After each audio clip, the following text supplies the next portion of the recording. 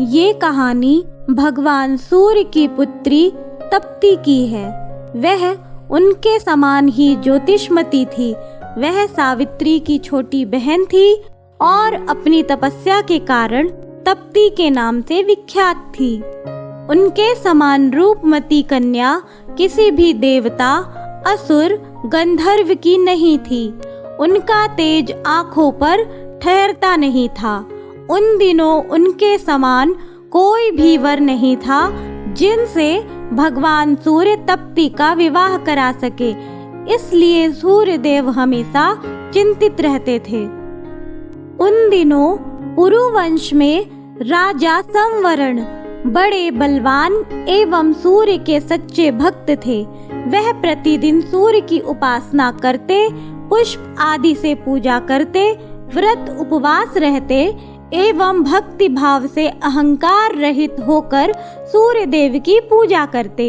सूर्य देव के मन में भी यह बात आने लगी थी कि यही मेरी पुत्री के लिए योग्य वर होंगे।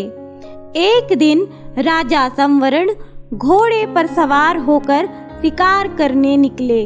उन्होंने वहां तप्ती को तपस्या करते हुए देखा तो उनके सौंदर्य में ऐसा खो गए कि हिलडुल भी ना सके। जब उन्हें चेतना आई तो उन्होंने पूछा, सुंदरी, आप कौन हैं और इस घने वन में क्या कर रही हैं? तो तप्ती ने उत्तर दिया कि मैं सूर्य देव की पुत्री तप्ती हूँ एवं वन में तपस्या कर रही हूँ। ऐसा कहकर वह अंतर्ध्यान हो गई। राजा ने जब देखा कि वह कन्या नहीं है तो वह मूर्छित हो गई। उनकी मूर्छा का भान होते ही तप्ती फिर से प्रकट हुई और पानी के छिड़काव से मूर्छा को भंग किया। राजा जब सचेत अवस्था में आए तो उन्होंने कहा, हे देवी, मैंने आप जैसा सौंदर्य इस पृथ्वी पर कहीं नहीं देखा।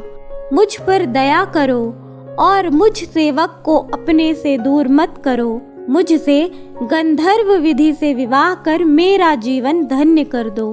तप्ती ने उत्तर दिया, मेरे पिता अभी जीवित हैं और मैं उनकी आज्ञा के बिना विवाह नहीं कर सकती। मुझे आपसे विवाह करने में कोई परहेज नहीं है। अगर मेरे पिता मुझे आज्ञा दें तो मैं आपसे विवाह कर लूंगी। ऐसा कहकर वह पुनः अंतर्ध्यान हो गई। तब राजा ने मंत्रियों को बुलाकर मंत्रणा की और वशिष्ठ मुनि का ध्यान किया। वशिष्ठ मुनि प्रकट हुए और संवरण राजा को आश्वासन दिया कि वह सूर्य देवता से विवाह के विषय में चर्चा करेंगे। फिर वशिष्ठ मुनि सूर्य देवता के पास गए और उन्होंने संवरण के लिए तप्ती का हाथ सूर्य देवता से मांगा। सूर्य देव ने तुरंत ही प्रसन्नता के साथ अपनी स्वीकृति दे दी और तप्ती को वशिष्ठ मुनि के साथ पृथ्वी पर भेज दिया। इस तरह वशिष्ठ मुनि के आशीर्वाद के साथ तप्ती और संवरण का विवाह संपन्न हुआ और वह पुरु वंश की बहू बनी। इस वजह से गंधर्व ने अर्जुन को तप्ती नंदन कहकर संबोधित किया।